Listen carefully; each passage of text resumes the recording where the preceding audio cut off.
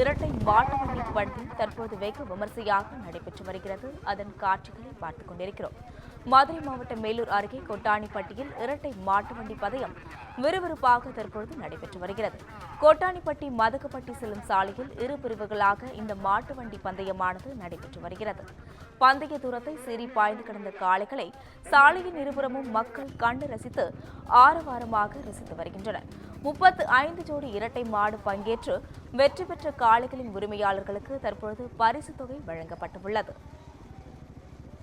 தற்பொழுது மதுரையில் இரட்டை மாட்டு வண்டி பந்தயம் வெகு விமர்சையாக நடைபெற்று வருகிறது.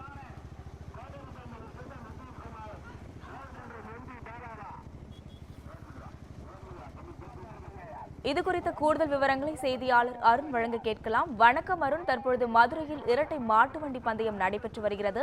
அது குறித்த உங்களுடைய கூடுதல் விவரங்களை நீங்க வழங்கலாம். அஸ்வினி, மதுரை மாவட்டம் மேலூர் அருகே இருக்கக்கூடிய கொட்டாணிப்பட்டியில் அமைந்திருக்கக்கூடிய ஸ்ரீ மந்தையம்மன் கருப்பசாமி கோவிலுடைய முளைப்பாரி திருவிழாவானது நடைபெற்று வருகிறது.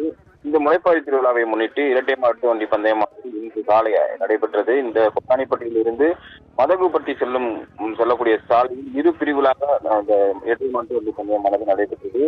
இந்த மாட்டு வண்டி பந்தயத்தை ஊர் பெரியவர்கள் கொடியேற்றி வைத்து வைக்க இந்த பந்தயத்தில் பெரிய மாடுகள் பிரிவில் 13 ஜோடிகளும், சின்ன மாடுகள் பிரிவில் 22 ஜோடிகளும் என மொத்தம் 35 ஜோடி இரட்டை மாடுகள் பங்கேற்று பந்தய தூரத்தை சீறி பாய்ந்து கடந்து வந்தது.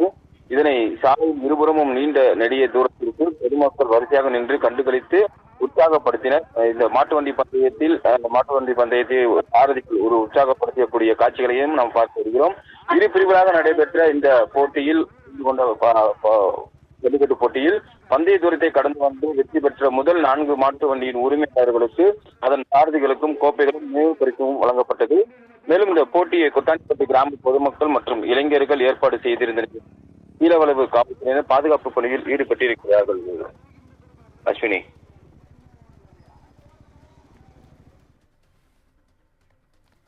கூடுதல் விவரங்களுக்கு நன்றி அருண்.